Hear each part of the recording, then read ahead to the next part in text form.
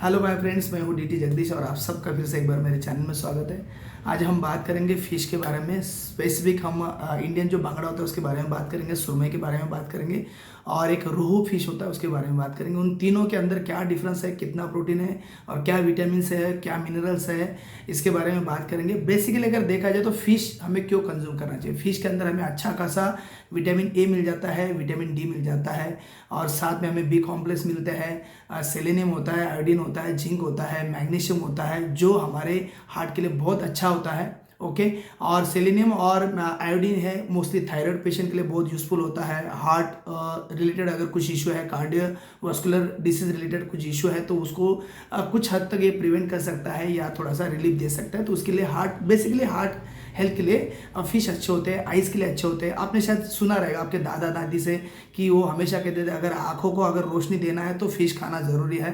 तो क्योंकि इसके अंदर विटामिन ए मिल जाता है और साथ में विटामिन डी मिलता है तो दोनों हमारे आइज़ की हेल्थ के लिए हेल्प करते हैं। और साथ में इसके अंदर हमें अच्छा खासा प्रोटीन मिल जाता है, बहुत बढ़िया सोर्स होता है प्रोटीन का। इसके अंदर हमें अनसैचुरेटेड फैट भी मिलता है और ये जो अनसैचुरेटेड फैट है और प्रोटीन है ये डाइजेस्टिव होता है, बहुत इजीली एब्सॉर्ब होने वाला होता है और हमारे शरीर के अंदर इसकी ज़रूरत होती है। तो ये हमें यहाँ से मिल सकता है। इसके अंदर खास करके हमें ओमेगाज मिलता है, ओमेगा 3 मिलता है जो हमारी बॉडी प्रोड्यूस नहीं कर सकती है लेकिन हमें फ़िश के अंदर मिल जाता है। तो हम फ़िश को सेवन कर सकते हैं। जो लोग वेजिटेरियन हैं अगर उनको ओमेगास अगर 3 लेना है या 6 कंज्यूम करना है तो वो लोग फ्लेक्स सीड्स खा सकते हैं, पंपकिन सीड्स खा सकते हैं, हमारा जो तिल होता है तिल खा सकते हैं, जो सनफ्लावर सीड्स होता है उसको खा सकते हैं, वाटरमेलन का सीड्स जो होता है उसको खा सकते हैं, वहाँ से इनको ओमेगाज मिल सकते हैं। और जो नॉन वेजिटेरियन है जिनको फ़िश पसंद है या और अपने आइज़ को अगर ठीक रखना चाहते हैं, विटामिन डी थोड़ा सा कंज्यूम करना चाहते हैं और साथ में अगर आपके हार्ट को भी अगर आप हेल्दी रखना चाहते हो तो आप फिश खा सकते हो, डेफिनेटली खा सकते हो क्योंकि इसके अंदर हमें अच्छा खासा फैटी एसिड्स मिल जाते हैं, ओमेगास मिल जाता है, विटामिन ए और डी मिल जाता है और अच्छा सोर्स होता है प्रोटीन का। रोहू, सुरमई और बांगड़ा ये तीनों फिश के बारे में हम थोड़ा सा डिटेल में बात करेंगे। इन तीनों के अंदर में अच्छा खासा वाटर मिल जाता है, लगभग 70 से लेके 74 या 75% के आसपास ग्राम के आसपास हमें इसके अंदर वाटर मिलता है। तो इसके अंदर मॉइस्चर अच्छा खासा होता है। अगर हम इसकी प्रोटीन की बात करें, अगर हम चलो मान लिया हमने रोहू ले लिया तो रोहू के अंदर हमें 19 से लेकर 20 ग्राम के आसपास हमें इसके अंदर प्रोटीन मिल सकता है। अगर हम 100 ग्राम अगर कैलकुलेट करते हैं उसी जगह पे अगर हम 100 ग्राम अगर सुरमई लेते हैं उसके अंदर अगर हम प्रोटीन देखते हैं तो उसके अंदर हमें लगभग 22 से लेकर 22.5 ग्राम के आसपास हमें इसके अंदर प्रोटीन मिल सकता है। सुरमई के अंदर हमें ज़्यादा प्रोटीन मिलता है कंपेयर टू रोहू और कंपेयर टू बांगड़ा। बांगड़ा के अंदर हमें लगभग 20 या 21 ग्राम के आसपास, मैक्सिमम 21 ग्राम के आसपास हमें इसके अंदर प्रोटीन मिल सकता है। तो ये था प्रोटीन कंटेंट। अगर हम फैट की बात करें तो रोहू में हमें लगभग 2.5 ग्राम के आसपास हमें फैट मिल जाता है अगर हम 100 ग्राम का रोहू लेते हैं। अगर हम 100 ग्राम का अगर सुरमई लेते हैं तो उसके अंदर हमें 5 ग्राम के आसपास हमें फैट मिलता है। तो सिंपली चीज़ है कि सुरमई में हमें ज़्यादा फैट मिल रहा है कंपेयर टू रोहू और बांगड़ा। बांगड़ा में हमें लगभग 1.5 ग्राम के आसपास हमें फैट मिल जाता है। तो अगर देखा जाए प्रोटीन और फैट के बारे में तो प्रोटीन और फैट हमें सुरमई के अंदर ज़्यादा मिल रहा है। तो हमें ओमेगास ज़्यादा मिलने का चांसेस है, अनसैचुरेटेड ज़्यादा मिलने के चांसेस है सुरमई के अंदर। और रोहू के अंदर हमें सुरमई से 50% कम मिलेगा और बांगड़ा में और हमें कम मिलेगा। लेकिन बांगड़ा जो फिश है ये लो कैलोरी फिश है। अगर आपको लगता है कि मुझे लो फैट चाहिए, लो कैलोरी चाहिए तो आप बांगड़ा का सेवन कर सकते हैं। जो लोग वेट को मेंटेन करना चाहते हैं वो लोग बांगड़ा खाएं और जिन लोगों को लगता है कि मुझे वेट रिड्यूस भी करना है वो लोग बांगड़ा खा सकते हैं और जिन लोगों को लगता है कि मुझे वेट गेन करना है तो वो लोग सुरमई और रोहू को खा सकते हैं। तो ये बेसिकली है। इसका मतलब ये नहीं कि आपको हमेशा सुरमई और बांगड़ा और रोहू खाना है, वीकली वंस आप खा सकते हो और वो भी very less fried, deep fried नहीं चाहिए, हो सके तो करी फॉर्म में खाना है और स्टीम फॉर्म में खाना है और वीकली वंस खाना है। अगर हम डिटेल में कैलोरी की बात करें तो रोहू के अंदर हमें लगभग 100 के आसपास हमें कैलोरी मिल जाती है, मतलब 100 ग्राम के अंदर 100 ग्राम हमें कैलोरी मिल जाती है। वही अगर हम सुरमई लेते हैं 100 ग्राम तो उसके अंदर हमें लगभग 134 से लेके 136 के आसपास मैक्सिमम हमें इसके अंदर कैलोरी मिल सकती है। तो थोड़ा कैलोरी बढ़ के आ रहा है, 30 ग्राम कैलोरी ज़्यादा बढ़ के आ रहा है। बांगड़ा में भी लगभग 100 या 102 के आसपास ही हमें कैलोरी मिलती है। तो बांगड़ा और रोहू जो है दोनों सिमिलर कैलोरी है लेकिन सुरमई हमें ज़्यादा कैलोरी देती है।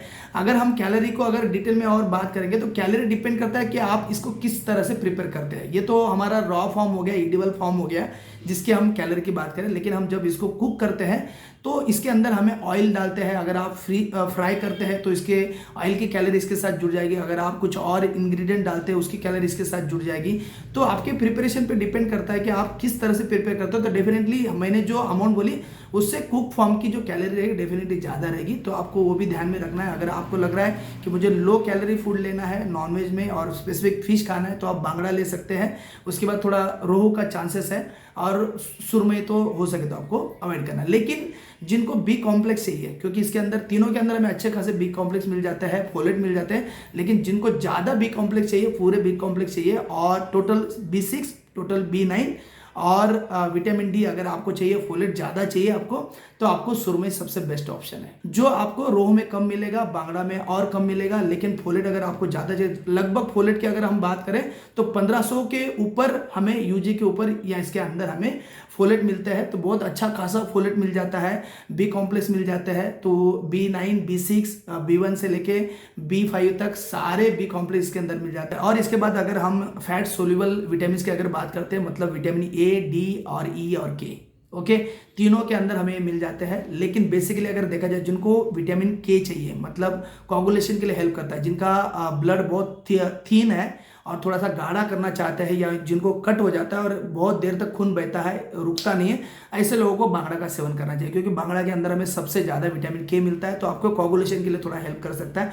जिनको विटामिन ए और डी चाहिए वो लोग राहू या मतलब जो रोहू होता है, रोहू और जो सुरमई होता है, दोनों का आप चॉइस कर सकते हैं, दोनों आपको हेल्प कर सकते हैं।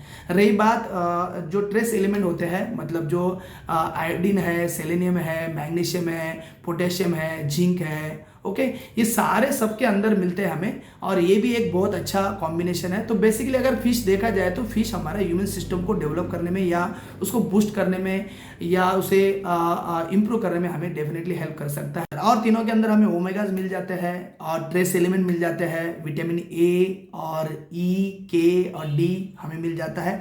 डी डिपेंड करता है, थोड़ा कम ज़्यादा हो सकता है, क्योंकि डी डिपेंड करता है जहाँ से हमें ये फिश लाए गए हैं वहाँ पे कितना सन एक्सपोजर हो रहा है, उसके ऊपर डी की वैल्यू डिपेंड करती है। लेकिन बाकी की चीज़ तो इसके अंदर हमें अच्छे खासे मिल जाते हैं। विटामिन ए तो सबके अंदर मिल जाता है। बेसिकली जो शाइनी फिश होता है उसके अंदर हमें अच्छा खासा विटामिन ए मिलता है, मैग्नीशियम मिलता है, सेलेनियम मिलता है, विटामिन के मिलता है।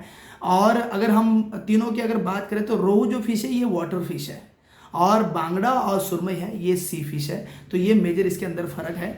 और ये जो डिटेल वीडियो मैंने बनाया ये बेसिकली मैंने एक मेरे व्यूवर है, उन्होंने मुझे 2 बार मुझे क्वेश्चन किया कि सर जो रोहू होता है और सुरमई होता है, बांगड़ा होता है, इसके अंदर डिटेल में मुझे विटामिन और ट्रेस एलिमेंट और न्यूट्रिएंट्स क्या होते हैं उसके बारे में आप थोड़ा सा डिटेल में बोलिए, और कौन से फिश खाना अच्छा होता है उसके बारे में मुझे कमेंट किया था। तो मैंने उनको रिप्लाई करने के लिए ये वीडियो बनाया, और मैंने सोचा कि उनको जस्ट टेक्स्ट SMS करने से बेटर है कि एक वीडियो बना जाए, क्योंकि मेरे जो अदर व्यूवर्स है वो भी इसे देख सके और बेनिफिट ले सके।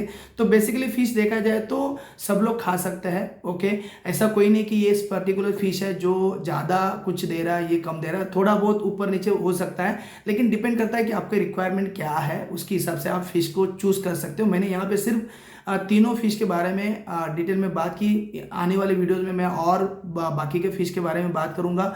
मैं ये तो नहीं कहूँगा कि कौन सा फिश अच्छा है, सारे फिश अच्छे होते हैं, सारे फिश आप खा सकते हैं, बस डिपेंड करता है कि आपकी रिक्वायरमेंट क्या है। जैसे मैंने कहा कि विटामिन के अगर आपको चाहिए तो आप बांगड़ा खा सकते हो, विटामिन ए और डी अगर आपको चाहिए तो आप सुरमई खा सकते हो, अगर आपको लो कैलोरी चाहिए तो आप बांगड़ा का सेवन कर सकते हो। बांगड़ा से और भी ऑप्शंस है, मैंने just I am talking about this video only, okay, तीनों के बारे में बात कर रहा हूँ। तो ये एक कंक्लूजन निकाल सकते हैं इस वीडियो का, और उस हिसाब से आप इसको टैली कर सकते हैं। अगर आपको कुछ डिसीज है, आपको कुछ इलनेस है, आपको कुछ प्रॉब्लम्स है विटामिन से रिलेटेड या प्रोटीन रिलेटेड या लाइक ट्रेस एलिमेंट रिलेटेड, तो प्लीज़ आप इसे सेवन करने से पहले अपने डॉक्टर की सलाह लें। उनके एडवाइस के अनुसार आप आपके जो भी डाइट है या आपका जो भी फूड है इनटेक उसके अंदर आप फिश को इंक्लूड कर सकते हैं। And I hope you like my video, और बहुत जल्दी मिलेंगे एक नए वीडियो के साथ। So eat healthy, be healthy, take care guys, bye bye.